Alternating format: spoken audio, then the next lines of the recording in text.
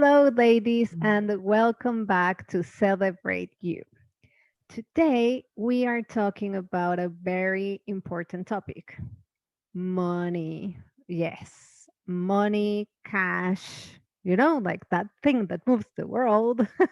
Money, because money is important. And today, our guest is coming all the way from Guatemala. So we have Dayana Aceituno. And before I go into you, Dayana, um, ladies, let me tell you a little bit about Dayana. So Dayana, like I said, she's based in Guatemala.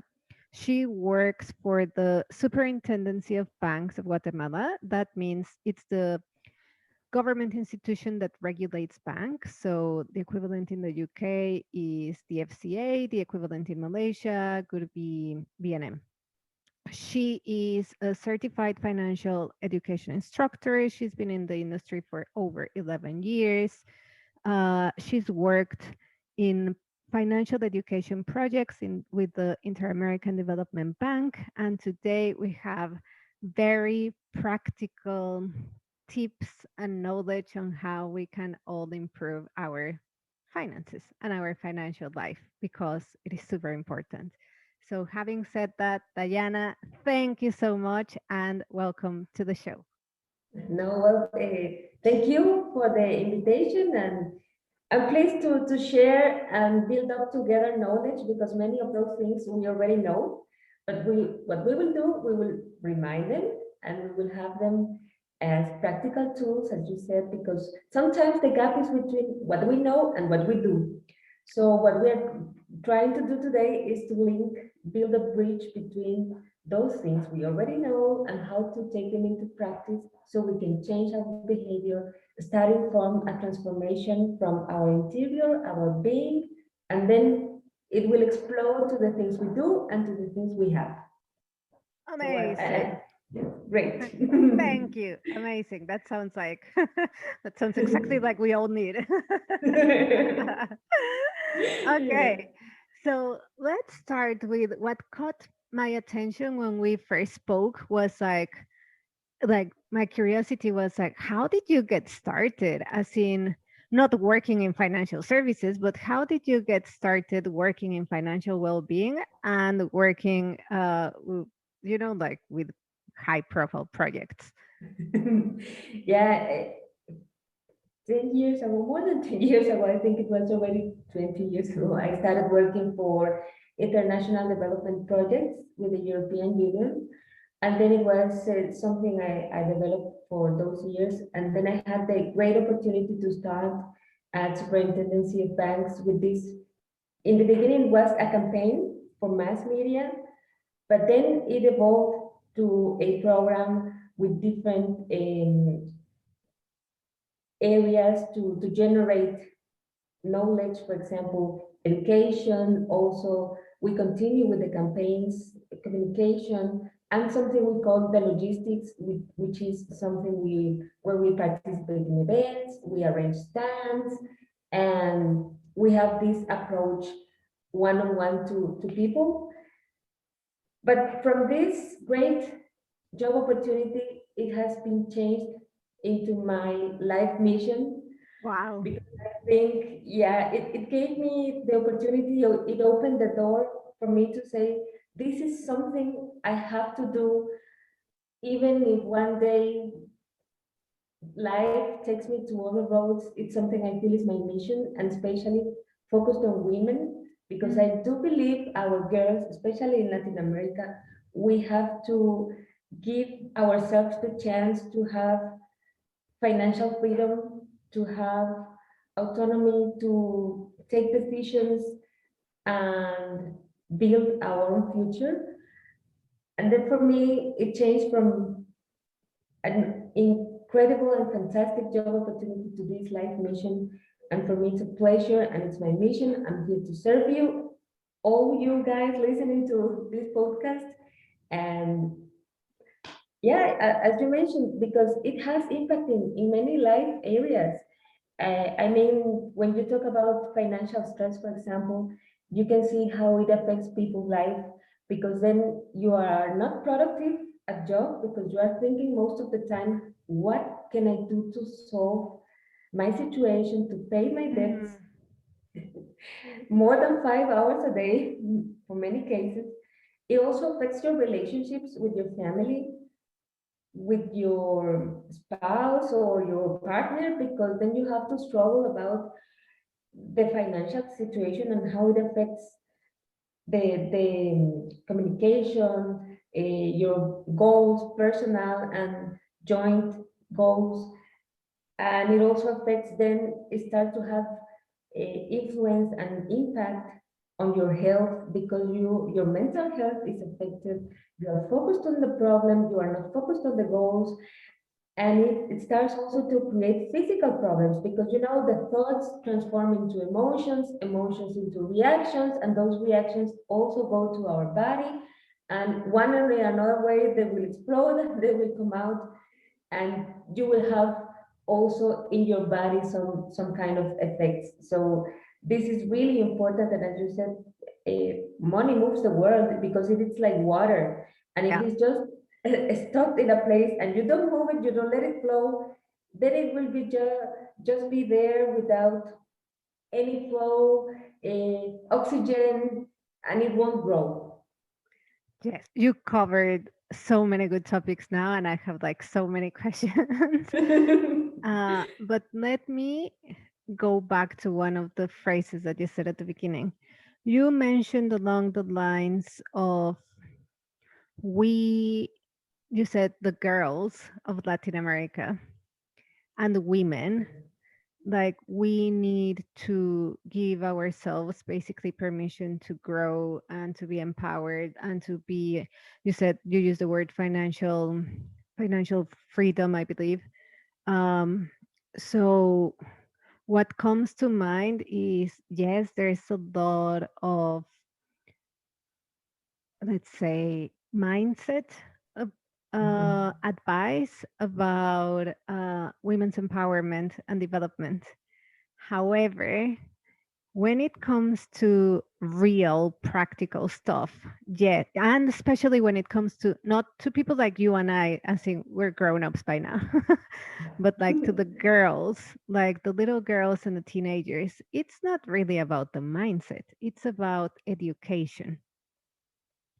And Yeah. financial education is key for our generation to be able to have an impact in tomorrow's grown-ups, basically. uh Yeah. how, based on your professional experience, how do we ensure that we're giving these girls, at least in Latin America, but I'm assuming it's the same everywhere, how do we ensure that we're giving these girls the right education, financial education? Yeah, it's something that starts at home, at most of the education system. Home is our first school, and it starts with the beliefs we have. In the beginning, we start to copy models, the role models we have from our parents, what we listen from them, or the five more influent people in our lives when we are in our childhood. As we grow, and then we start to interact in school, and then school becomes our second home. Yes. We start to create those beliefs also from what we share with our peers, other teenagers, and then you really get concerned about the things you don't have. That's so true. Yeah, because then you start to focus on what they have and I don't have, and you think that those things, material things, what they have, what they do, where they go, is building what you are. Because we are also facing lack of emotional education to Mm. develop our emotional intelligence. So we believe that we are what we have and what we do, instead of we are and then we do what we have, based on what we really are, our essence. And then it's important to also give children from the beginning this kind of emotional intelligence, education, and it's really important. Sometimes it's difficult for us as grown-ups to change our mindset, and so we can start to raise our children with another kind of financial ideas on their minds. But it is important then also the participation of the educational community. I mean the scholar system, the parents to be involved in uh, those activities to give them financial education, and of course the teachers, they are key for the process of giving financial education at schools. Then it is important to work together, and now we are going to move to institutional and national Yeah. policies to introduce the financial education into the national curricula so we can start to create those new habits. And the thing about financial education is that it's not static. It has to change and evolve with the same rhythm as the financial dynamic markets are moving. And because they're going to, the other day I was listening that children now between 5 years and 10 years will develop professions that have not even been invented. Mm, So imagine the products and services they will use, the financial services they will access when they grow will be totally different. So financial yes. education also has to be dynamic and change according to the world. So to ensure that we have this financial education properly, we have to include all the educational community, the parents, teachers, students, the whole community to give this to foster a financial education in the national curricula. But it's not the only way. We also have many things to say. For example, financial regulators, central banks, and Yeah. all those institutions working also on other social development projects, Mm, because it also affects um, the development for all the communities, especially for women, because as we have talked, um, we have those mindsets that we have lack of confidence. I was reading the other day a really interesting article. The name is The Fearless um, Woman, I think, from the George Washington University, that our problem, besides we think that we don't know things, financial things, then we lack of confidence because we think that we know less then we than we really know. really know. And then Oh, that's, we have to build up our confidence and say, yes, I know, be empowered, and then change these mindsets, those yes. beliefs. Let me interrupt you there. I'm like, that is so annoying. Because this reminds me of one of my bosses when I used to work in Barclays. And I was looking for a new role, this and the other. And I remember I had a mentorship conversation with him, and he was like, he said the same thing. Monica, this is so annoying. Like, you are being very annoying. I'm like, what are you talking about? And he said this thing about women. And we know that this is like common knowledge now. It's like women do not apply for roles because they cover 80% of the requirements, but they do not cover 20% of the requirements. And then they think that they are not good enough for the role, while men, they cover 20 to 40% of the requirements, and they go like, I'll go for it, and they get it. They take chance. Yes, and he told this to me when I was like way younger. Like, I was still in Barclay, so this is like many many years ago. But it seems like the theme is the same. It's like confidence.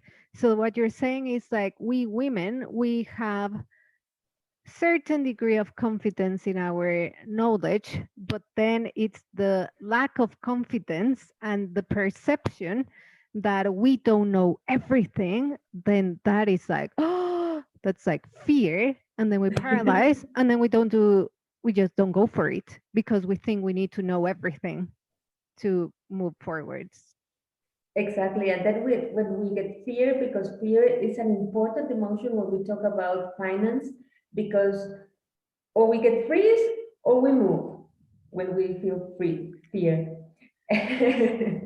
Um, you touched like one of the things that it didn't surprise me, but yeah, it impressed me in your response was it's not only about financial education, but you said we don't have emotional education yet. Or I don't know if yet, but we've never had it.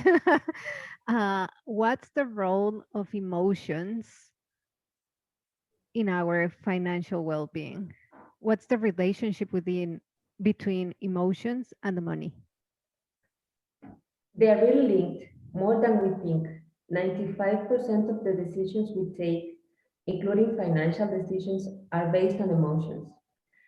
And if we think, for example, how our brain works, we know and we have heard maybe that there's this fast system telling us what to do, very heuristic, and you take the fast answer, and then we have this second system, which is more maybe slow, but it's more rational. Let's say it's not that the other is not rational because it's based on what we have learned during the years, but it's faster because we need to take a fast decision.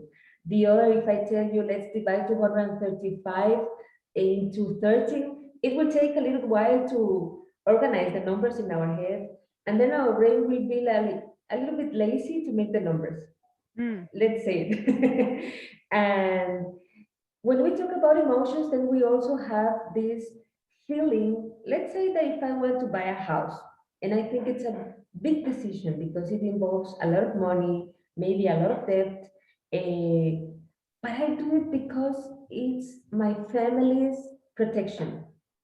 It will be my yes. family's legacy. It's because I want to live in that house of my dreams and in that place that I have always dreamed about. And then we have all those emotions involved in the decision related to how we feel, to what we dream, and the lifestyle we want. So the relation between our emotions and our financial decisions is really linked. And if I tell you, for example, an experience we have had when we were children, and let's think about, I don't know, Christmas in United Kingdom. Maybe many people remembers a Christmas where you didn't have the gift you were expecting because maybe there were financial problems at home. I Mm, don't know, it's an idea, but it's an experience that you will have for a lifetime. And when you are shopping for Christmas, it will be in your mind. And then you have all those stimuli from outside, and it comes whenever you are shopping or you think that something you buy is going to replace something that will build this lack of confidence that you have. And then you link, I know many people, and I have worked in myself, I have to admit, yeah. that there was a time when I was trying to invest in a non-organized way, and I lost a lot of money because I was linking this investment decision to a bad experience I had earlier. And to avoid everything related to that bad experience, I was making the wrong things Mm, because I was still focused on the bad experience, bad partners, and instead of building myself first and say, okay, I have to heal those things, those beliefs, those things from my past before I take the next decision. Of course, it had a price. It was a learning lesson with a mm. cost. It hurts. Yeah, it hurts. And in fact, it does hurt in our brain. It hurts when we lose money. It's related to our brain, and we suffer, including when we see a price that we think is not fair. We think, ooh, it's not fair, and it produces pain. Actually, it does. Oh wow, like properly science-based fact. Exactly. And Wow. even when the way we pay, it also affects how we perceive money. How is the perception? For example, if I have a bill and I have to pay for something in the supermarket, let's say, and I have to pay in cash, it feels different because I'm looking at the money, how much it's getting out from Giving. my wallet. Yeah. Yeah. It's And painful. it's different if you pay with your credit card. And when you Yeah. pay with your credit card, you feel it's less painful. You Because you feel don't painful when see the you money. exactly, but you feel it's painful when you have to Get pay the every month. bill. Yeah. Yeah. And then you have the statement that says that you have spending that much money, and then you don't believe it. But it's because it's not that painful when you pay with your credit card. Wow. Okay. I'm like, I haven't really, it's like, it's fascinating the whole world of emotions and money. I haven't really done a lot of work in that, but it's fascinating to see that it's like someone like you, a professional, in the banking Right. industry, like in a serious government institution, that's what we're looking at. It's not because like I get the perception that some people, it's more of a, we talk about emotions and money if you are a coach, but not in, I haven't heard much of that conversation like you are talking about in the industry. So it's like amazing to see that we're having those conversations. Yeah, it is. um And in fact, when you are coaching, you also need to prepare people for lifestyle transformation, from beliefs transformation, and how those decisions they are taking are related to the emotions they have. hmm, awesome. So I'm like, let's get into the topic now. This was Yeah. just the introduction. um Financial well-being. Yeah, financial well-being is related to this status when you have the feeling, and in fact, there are many also research how to measure financial well-being, and it is related to how free you feel to take decisions related to your income, and also it's related to the balance you have between income and expenses, Mm, and because it will say it also related if you have savings enough to survive a financial shock like the one we are yeah. living now in on pandemic times. How many months can you survive without, if you lose your main income source, how long can you survive?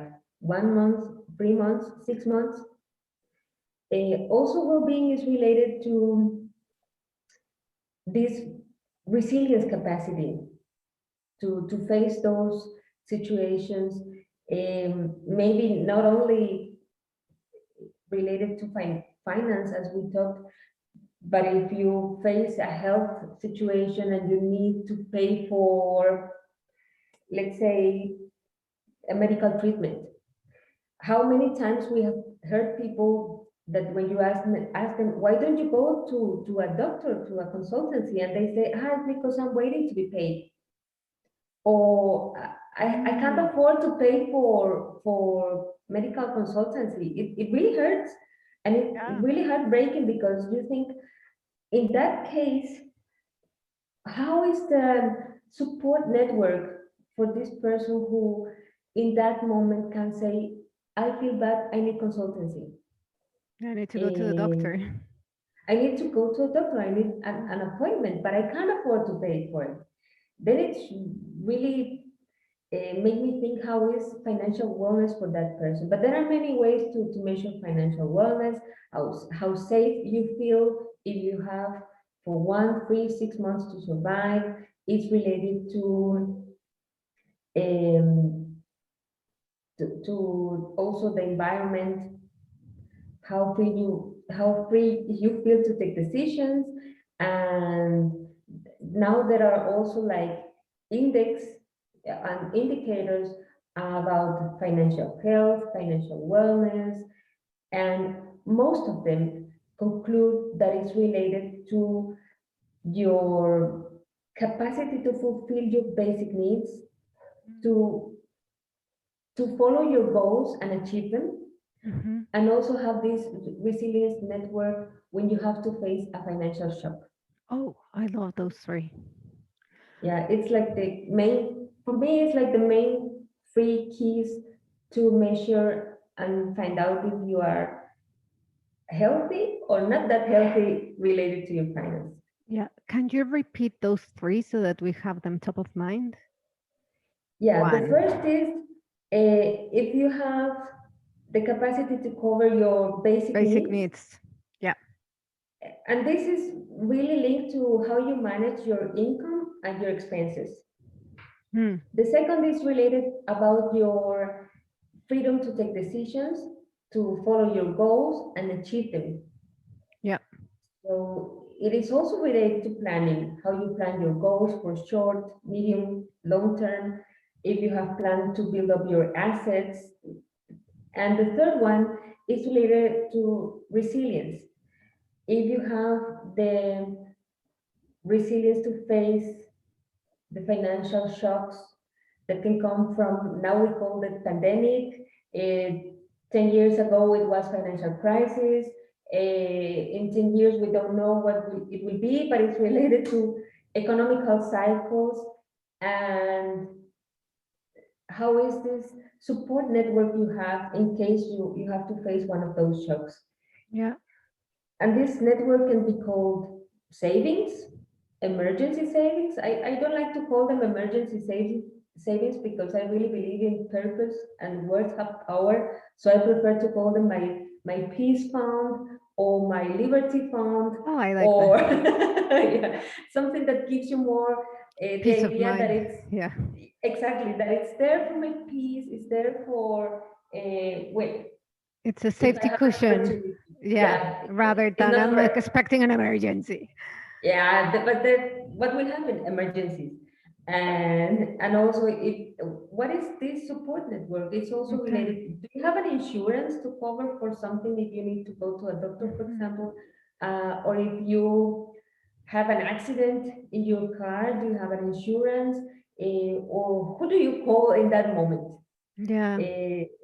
Is your network your safety net, your Yeah. contacts, your Yeah. family, Your your fin. friends, Yeah. your employer? Because it's also important for employers to know that employees have in their financial network security. Uh, we have mapped our employers, like one of the first contacts we will have in case we need money. We will say, can you give me in advance my monthly Yes, payment?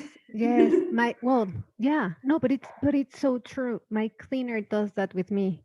She's from the Philippines. I'm in Malaysia, and many times she's like, "Ma'am," that's how she calls me, "Ma'am." Ma'am, I need to pay the tuition, like my girl's tuition back in the Philippines. Can you give me like 6 weeks in advance? I'm like, Exactly. yeah. And I'm like, yeah, sure.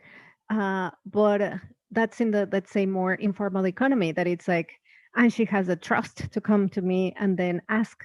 But then let's say if I work in an established job with payroll, like an institution, I don't I think I've never seen such a benefit that you're like, if you are in financial difficulties, remember that there's a facility where we can give you a month in advance, or we can Yeah. give you a loan, or we can, like I think we don't. I think I've never seen that. I've seen that in very few cases, in very few cases. And it, it has two faces, like a coin. In one of them, you can see the benefits. Employees feel like they are supported, that they have this safety network that in case they need is there. But there's also the other face in the coin, the other side when people think, it's a lifestyle. I will ask for my payment in advance as a strategy. And they do that as a kind of living because there's many people who is making debt their lifestyle. And Yeah. it's also related to financial well-being and health because most of the people who is financially stressed, they are stressed because of debt and over-indebtedness. And over-indebtedness is not something that you build from one day to the other. It's something you build day by day that you have to analyze really how are your habits, how are you taking decisions, how did you end up in that situation, because maybe you started with a little bit, maybe this advanced payment, next time you use the credit card, and next time you thought, oh, I can still pay those things, or they are not asking me to refund it yet, so then I will get another payment in the store. I will get this for the car, this for the house, and then you start to create this snowball that is growing and growing, and then you have the over indebtedness problem. Mm. And that's when we have to also focus our financial well-being in our habits, how Yes. our habits. Okay, let me interrupt. So, we touched on the three indicators of financial well being. Then we deviated a little bit and we ended up talking about debt, and now we're back into habits. So, taking that into account and taking our listeners into account, that probably now they are like, oh my God, it's so important. I know I have to listen to this conversation, but at the same time, it's a bit overwhelming because it's like so much. So, how do we, if I am listening, which financial planning tools do I have access to or can I use to ensure that I'm on my way to being financially healthy? Yeah, I would like to propose that we take a paper and a pencil or something and we write down, and we can divide it in four. And one of those four pieces will be to focus on our income. Mm. How are we generating income? Are we depending just on one source of income? Because what will happen if we lose it? It's Most of gone. us, most of us Yeah, do. Yeah. yeah, yeah. We do. We have that, and now we have seen that the situation. It doesn't mean that I have to find three jobs and work during the day, during the night, night and day, and never have balance. We will focus later on how to the idea, and the key issue is to create passive income, something that I don't need to be there actively working, doing to generate income. That's the idea. Of course, you can continue your jobs. Yeah. But how do we generate income? It's one of them. In the other, we will focus on our expenses. And for that, we have budgets. We have many apps nowadays that we can download and use to track how our expenses. And it would be also an interesting exercise if you say the following month, I will track my expenses and I will write it down, every single expense I have, even if it is 1 cent. You will write it down and you will say I spent it with cash, credit card, a check, I don't know. But you can track so you can see really where your money is going to for 1 month. And then you can find out if you are spending more than you think in some issues or less than you think in other issues. This is the other tool, and it's really important. And I know we have heard many times and in every financial conference to talk about budget, but it's still the pillar that will give us the light to say, what is it I need to do and change? Mm. do I need to generate more income, or do I need to some expenses Reduce. maybe I have to reduce? Yeah, Yeah. it's the key. But we don't have to be stressed about it, because it would give us the power to make decisions. Maybe right now, as you said, we feel that it's overwhelming, it's too much. But in reality, what we need is just to add our calculator that can add, divide, multiply, the Yeah. basic mathematical operation. So it's we don't need to be stressed, because it will give us light. Don't look at the budget like something that will give us limits. It's the other way. It will give us the freedom to take decisions, to say, it's there where I can reduce something, and then this money I will move to this other thing I really want, a goal or something. And having goals, having long term ideas and short term goals will also give us light to where we want to go. And remember, this movie where Alicia in the Wonderland, and she doesn't know which way to go, and the cat, I think it's a cat, I don't remember exactly, tells her it doesn't matter if you don't know where you go, you can take any path. And it's the same Yeah. with our finance. If we don't know where it goes, it will take any path. So we can decide which will be my goal, and then we will be more emotionally linked to this goal, to what we want, and be positive about. Let's say optimistic, because positive nowadays it's something in the pandemic times, it's a joke. But let's say we feel more optimistic related to our goals, because we will be more emotionally linked to this, and then we don't see the sacrifice on the things we are going to reduce in our expenses. We will see the benefits, because Mm. that it will lead us to something where we want to go, which is our goal. And if this goal has a name, and let's say my, I don't know if it's my first car, my savings to buy a house, my savings for retirement, my savings for my children education, then if you name it, it will be easier to be committed to that goal. Yeah. Yeah. It's name it, identify it first. Yeah, Yes. yeah, name it. And and if you can say, I will achieve this goal in 1 year, in 2 years, it will give you this time horizon that you can say, it's easier, I can actually do it. But if you start saying, when will I start to save for my children's education? In my case, where can I? You will never start. Mm. But if you have this time horizon, you can see it's really possible, and then it's more achievable. Let's say the Yeah. goal, you can easily be more committed to it. In the other two pieces of our paper, we will write: do we have any assets? Hmm. And then those What's assets, an asset? yeah, and it's something I want to clarify, because I've been reading many people say it's something that gives income.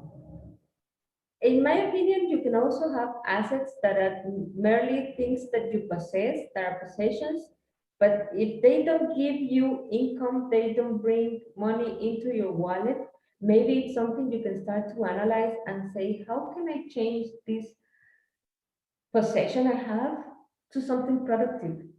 Mm. And then we can see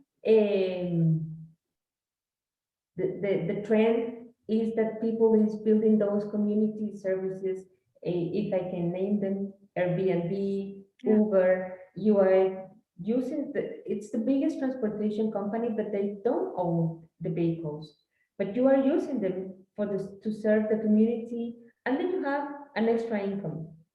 Yeah. The same on Airbnb. And for me, the financial sector is the biggest proof of this abundance management. A lot of people have the capacity to save, and they go to the bank. And other people need those money to invest, to buy, to consume, to we don't know, and they take those money in loans. Why do I say that it's the abundance management? Because at least in Guatemala, 90% of the money that banks give um, loans to people come from the savings from the others who have the Mm. capacity to save. This intermediation process then gives me the idea that it's to manage the abundance that it's there. How can you build with this abundance they are making the business based on somebody else's money? Savings and loans. For me, that's the biggest example. Then, Yeah. and then in the last box or quarter of our paper, we have if we have any debt, and then we have to analyze is this debt productive? Can I use it to make it productive? Or is this debt paying for my lifestyle? Mm. If the debt is paying for your lifestyle, maybe it's not that productive. No. But if you have a debt to do something productive, then maybe the quality of the debt it's more, let's say, it has more quality because it will give you something that at the end of the day will bring you money in your wallet, into your pocket. You can say, okay, this is giving me something productive. I can generate income out of this. Then it's of course there are many things to evaluate when you take a loan, but let's say that those four aspects: income, expenses, assets, and debts, will give us like a diagnosis of how we are right now. It's like a table based on 4 feet. And my invitation is that don't feel stressed. Take one of them and say, okay, I have find out that I have to work on income generation. And Yes. then you set it as a goal. I will work on that. Can For I us, it can I will, stop you yeah, there? Yeah, yeah, because yeah, sure. like exactly, you said like the four key elements to think about when we're thinking about our financial life. It's basically income, expenses, assets, and debt. As part of that conversation, you touched the topic about having goals, objectives. Where am I going to? Now in well, probably it's been always, but now with the pandemic, it's in my mind, it's very evident that there are two specific objectives that people may have in mind at this point in time. And both of them are kind of like fear based rather than inspirational based. The first one is how can I get rid of debt? And the second one is fear of losing my job. Therefore, my objective is to be financially safe, Mhm. because like we've all noticed that as much as we love our jobs, like things can go wrong. Like, and the Yeah, whole economy in the whole world can shut down for months at a time. We never, ever, ever experienced this before, like not in our lifetime, not at a global level, yeah. you know?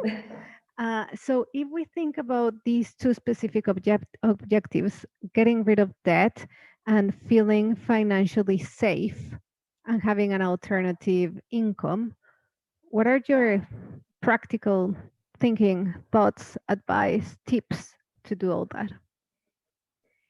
To generate income, we also have to start on who I am. What is my passion? What is my dream? Is it something I can do? Is it a solution I can provide for people? Is there something I can offer to the world? And remember, many people is willing to pay, as we said, for the bridge you have built between, for example, I was in that situation of situation A. Let's call it situation A. I was in that situation where I didn't know anything about cars. let's say, Yeah. cars. And then you became a mechanic, or because you liked it, or you have some knowledge. And many people is willing to pay for this bridge you built to have How knowledge, to. to know the know-how. Is it something you can share, you can teach, or you can practice to serve people? Is that a solution you can offer? Maybe people is now more willing to have a service, home delivery, than going to a workshops. And then you say, okay, if you have a minimal thing that I can fix in your house, I can go. I don't know, it's ideas, but you have to start on who you are, what you love, what is your passion, and if it's something that you can provide people a solution, a service, and how to generate income out of that. And there are also exercises like, for example, is it something I do? I cook really delicious. Not my case, by the way. Is it something I can do? To also give to people is something I like. And then you can also, the idea is that people can write it down, because then you can see it, it's more evident. If you see it, you have this visual to say, ah, yeah, I didn't think about it. But if you can say, I can make a brainstorming exercises and say 10 things I like, Yeah. 10 things I am interested about. How to find out things you are interested about? You can say, it's 10 things I would like to write a book about. Then you know those things interest you. Mhm. And 10 things you like. For example, if you like pets, you can say, I can give people the service to take care of their pets when they're on vacation, to, I don't know, there are many things that people can like. I like traveling, and I can tell people organize a trip because I have been there. I don't know. I know how to go to. I have never been in Malaysia. And I would love to go. And then if you tell me, I can And gives take you a you to lot the, of a lot of yeah, information about a Malaysia. lot of Yes. information, and you organize a group, and then we have 10, 20 people from Latin America going to Malaysia for the first time, and then we have Oh, a we've got a road. project now. Yeah. Once we can travel again. Yeah. And then those things you like, those things you are interested about, and you can write it down and say, okay, those things, or go to your assets, a piece of paper where you wrote, I have a car, can I use it for transportation to others? I have my house, can I offer a room for rent? Or maybe a student from outside, Yeah. from, or I don't know, you have to go to your assets. Or people who really loves, I had a friend who really loved to, her passion was makeup, Yeah. and she's professional on that. Now she's professional, but it started like a hobby. And then when you had a party, you could call her, and she was going to your house, and she was giving you this fantastic makeup for special activities. Now she's also teaching others how Yes. to, your own, how you can give yourself these special face treatments and hand treatments, and then you have the perfect makeup for this occasion, and then she's teaching on that. Yeah. And I love like how most of your examples or the guidance that you're saying, it's like look at what you like, what you're good at. You may start as a hobby. It's basically a passion project that you start then growing into a business. Exactly. I had a coachee who told me once, what can I do? I don't have a university title. I don't have a husband. And I don't have this. And I don't focus on what you don't have. Focus on what you are, what you have, because you have, and I told you, you have all this power. You have all this willing to fight, to do something. Let's start from that. And remember, the biggest asset we have, and it's written by Robert Kiyosaki, this financial guru who has Hmm. written many bestsellers. The biggest asset we have is our mind, is our Yes. capacity to create, to Yes. build. It's our brain. Yes, our brain and our heart together.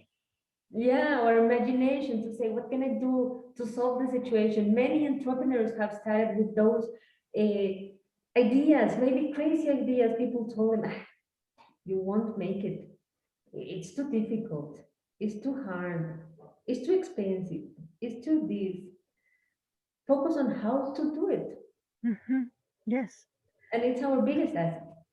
I love that. Yes. Yes, me too. Um, how about, okay, so that was one, the one about generating income and basically the need, or I'll use the work terms, product design terms. The job to be done was to feel financially safe, therefore create additional income. So that was one objective. The second objective is if I am in debt, how do I get out of there? Yeah, it also starts like when you go to a doctor and he starts to ask, um, do you feel pain? Have you headache? Have you cough? You also have to make your own diagnosis and start also to write it down. I love that because it gives you the visual ideas of really how I am.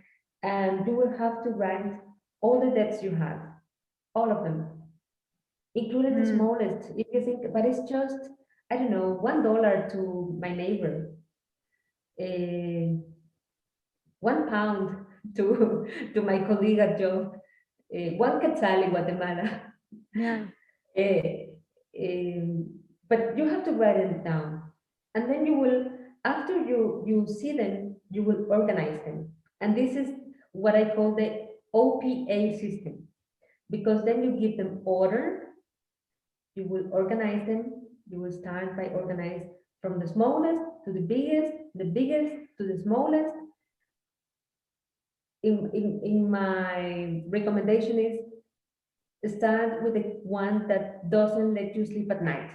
This is Very good. the Yes. and then you have the second step, the P from priority. Mm, Which one of those will be my priority? And there are two systems. For me, the system that works the most is when you start to pay the smallest debts, because then you say, I paid one, and then you feel excited to pay the next one. And then you know that you can do it.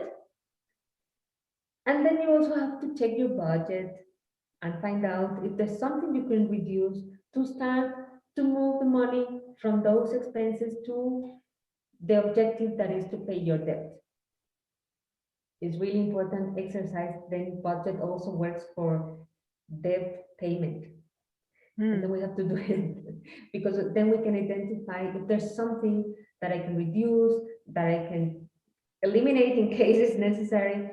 And maybe I will make a parenthesis here because I remember my husband, he was smoking earlier. Now he doesn't smoke anymore. Uh, thank God. But he was smoking and he was spending in Guatemala, it was 20 quetzales daily to buy cigarettes. When we multiply 20 quetzales, which is more or less, let's say, $3 daily on hmm. that, at the end of the year, it was 7,200 quetzales. That's a lot. It was a ticket to Europe. Yes. Yes. And then I told him, have you realized this expense you have it daily? And it's a lot of money. It's a ticket to Europe. Or I don't know, we could have been traveling, I don't know where with those money. What if you keep it in a plastic jar or something in your piggy bank? So I think it's daily, daily, daily. At the end of the year, you will have a lot of money for that. And then, but it was just a parenthesis related to the way we expend and our habits again. But going back to the debt payment, then we have already organized them from the smallest to the biggest. Maybe we have started to pay the smallest, and then instead of saying now I have those money for my pocket, you can say I have those money for my next debt, and then you go in this order from number one to number two, then you pay number three, and then you will feel that little by little you have been You're making able to progress. pay. You make progress, you feel committed, you feel happy because you are doing it. And then this time horizon gives you the light to say it's possible to make it.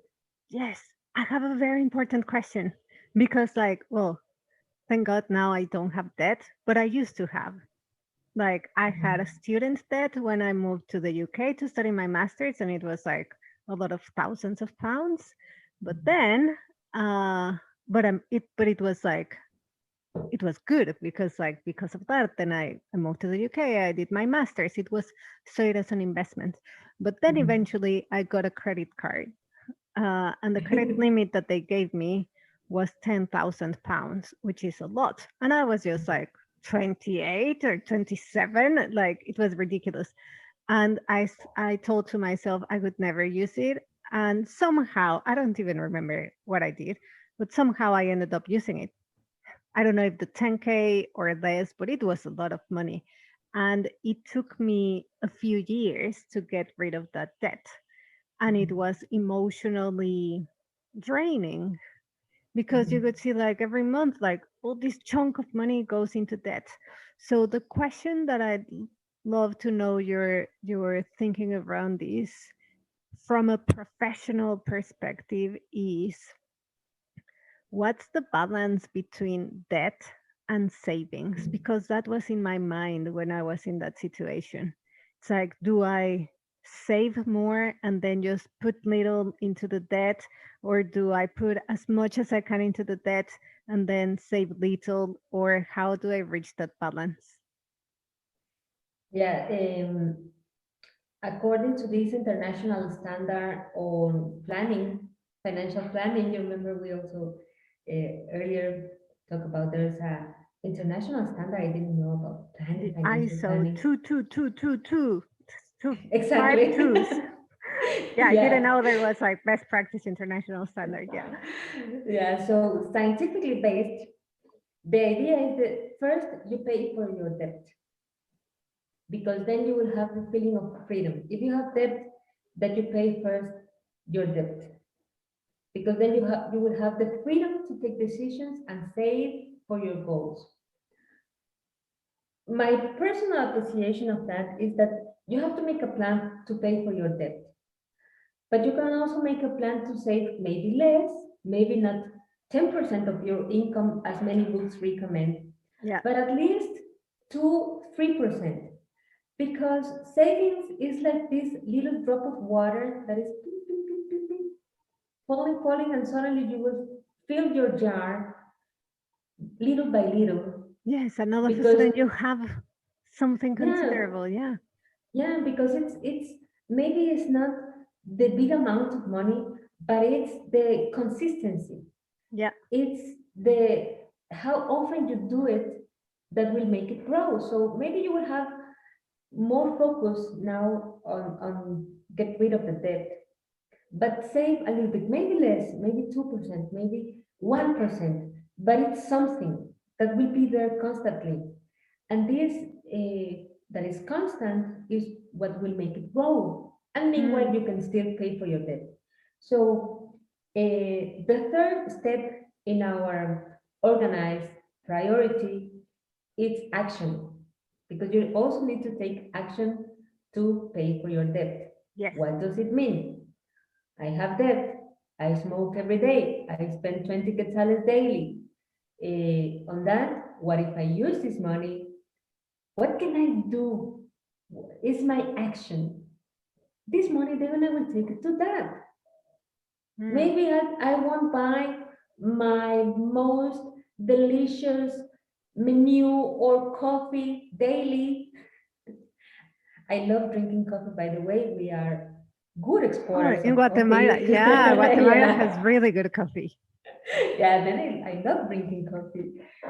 Maybe I won't consume as much as earlier, but I Yeah. will do an action and I will start to pay for my debt. Because remember, besides number, besides statics, there's a personal financial history and there is a personal brand, let's say, or your name is there in your credit scoring. Yes. You touch a Yeah. really good point because like we've touched savings, we've touched debt, but then there's a thing in between that's called before you get in debt. Like the thing in between that is like credit. So I have two questions. Well, let's start with this one. Good and bad credit. What's your thinking around that?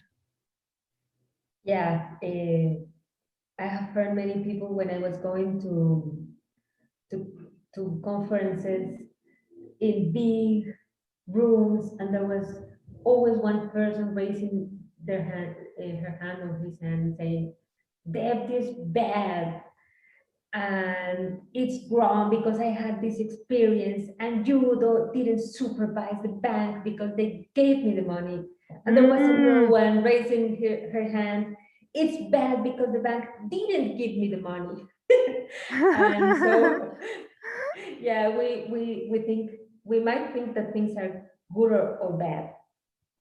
Um, but let's be a little bit more neutral, and let's go to a previous step and say, what am I going to use this money for? Is it something I really need right now? Or can I make a saving plan to reach this goal? Or if it's something I really want, I really need now, because remember what we were talking about, our brain prefers more immediate satisfaction than to postpone it. And then our brain will tell us, no, you need it now. You need that right now. So don't wait 1 year for your savings plan. Let's do it now. So the question we have to ask ourselves is, what am I going to use it for? Mm. Is it for something productive? Is it something that will give me an income, like my business, my, I don't know, to make it grow, to start it? Or is it just something that is based on my lifestyle, or um, that is not going to be productive, like let's say a party. You know, in Mm. Mexico, in Guatemala, when girls become Turn 16 15. Yeah. or 15, the sweet Yeah. 16, in our cases it's 15, we make a party. Yeah. And I have heard many cases, people who take a debt, a loan to pay for the party.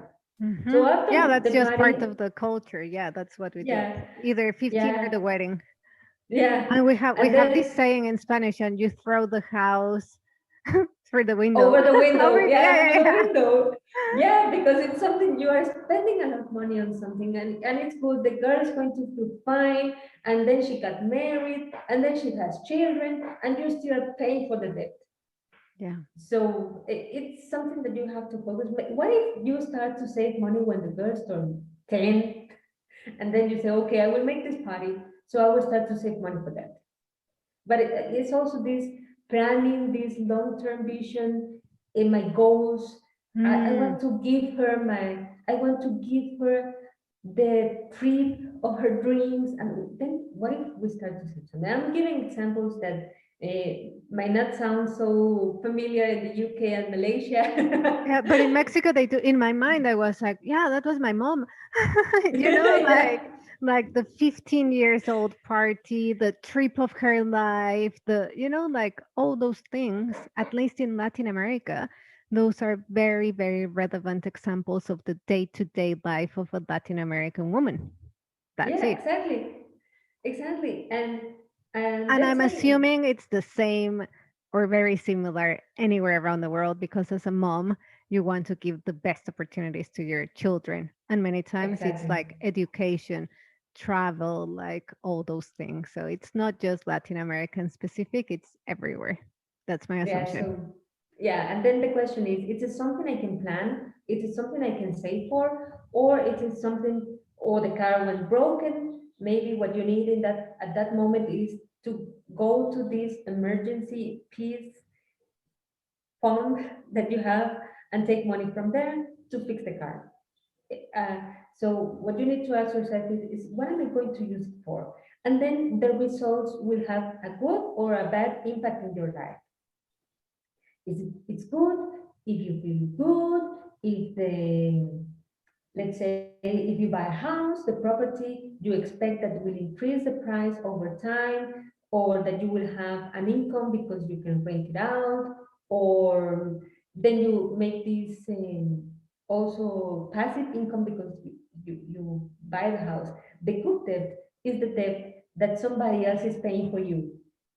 Mm, I don't mean that you have a collateral who is going to pay for you no, and then you stop paying. What I mean is the debt that maybe your clients will pay for you because they are buying your product and they give this money in your pocket, and with this money you pay the you will bank. pay it back. Yeah. Versus I go and spend it on clothes. That is bad debt. Yeah. Or you have the people who's renting your house is paying for the debt. For them, it's a service. They have a place to live, and you have an income to pay to the bank. Yeah. So it's the idea that it's good when you have somebody else to pay for it. It's your clients, it's the service you are providing. If you have a car, and then it's your clients who are paying for the transportation that are paying for the car. It's the idea about somebody else is paying for it. It's not that your Hmm. collateral is going to pay for it. Yeah. Eh, Yeah. it's the idea. It's good when it gives you that income, or that you have. I have had also experiences. I've heard, for example, it's a medical urgency, and you need to pay for a surgery, and you don't have an emergency fund. Maybe the person didn't have an insurance, and Or it's, maybe the bill is too large. yeah, it's too large, and you have, it's your family, or your Yes, you closest do friend. everything for your family. You're like, if someone in the family needs like critical care and it's Yeah, not covered by the insurance, like what to do? yeah, you don't let them die. Exactly. And when You you, love them, so you go and like you find the money. We know, yeah, we all know that. Like when it comes to yeah. medicine, like you put everything to help that person. And then it's like, well, one of the resources is credit. And I have heard people saying, I prefer not to eat, but I will save this person's life. Hmm. I prefer not to pay for my house, but I will save this person's life. Yes. And what to do in those cases? Just to hear sometimes the diagnosis on that person, the name of the illness, when you listen to them, is really shocking. Yeah. It's overwhelming. You feel like the world is falling apart. And then you take this decision also from your emotions to say, no matter what, I will do everything in my hands to save this person. In those cases, I can tell you what you have to do once you have made the decision to take the loan to pay for such a um, hospital service, or I don't Hmm. know, is to be satisfied and don't let your mental health play against you. Yes. Don't forget it. We are talking about well-being, wellness, and then find maybe groups on Facebook, support groups, somebody who listens to you, somebody who will say, I'm here for you to listen, and at least this part won't play against you. Yes, that's such a beautiful topic to wrap up this conversation. Money and mental well being, as in mental health. Money and mental health. What are the words of wisdom that you have for us? It's take them in balance, let them play on your side, on your favor. They should not play against you. Finance should not play against you. It should be on your team. Let them play on your team and say, how can I make my financial situation work good for me and Amazing. for my mental Health. health and well-being? Yes. Oh, it's been such a beautiful conversation. Thank you so much, Diana. And it's been filled with insights, data, best practice, emotion. Like you've covered like all the aspects of our financial life, and that is very unique. So thank you so much. Where can people find you if they want to work with you, work professionally speaking, like in Guatemala and all those things, or even like you are a certified financial education instructor too. So it's like if they want to go and have like one-on-ones with you to talk about their financial situation and all that, where can they find you? You can find me on LinkedIn. My name Dayana Aceituno. Dayana is a little bit Spanish spelling, Yes. Dayana. Yeah. And also you can find me. My email is also diana.aceituno@gmail.com. And also Diana is spelled Dayn. No, it's Dayana dot aceituno at Gmail. gmail.com. Thank you so much. Yeah, I will add the details in the podcast description as well. yeah. Thank you so much for the invitation. As I told you, this is my passion, this is my mission. I can see I'm that. here Yeah. whenever you need it. And if you want to go deeper, because in reality, financial aspects have so many things to talk about. And it touches so many points of our lives that those minutes for me have not been enough. I can spend hours talking about it because I love it, and I would love to help people to be financial freedom, to have this peace in their minds when it's about finance. And it's so, so, so important. Like, so important. So I'm sure we can do something together at some point too. Let's do Yes. it. Amazing. Yeah, Thank you so much, Diana. Ladies, thank I you. hope you had amazing value from this podcast. I did, and I work in financial services. So it's like I got a lot of value out of this conversation. Take some notes, send us an email if you have any questions, and I'll see you next week. Have Yeah. an amazing week and speak with you soon. Ciao. Bye bye.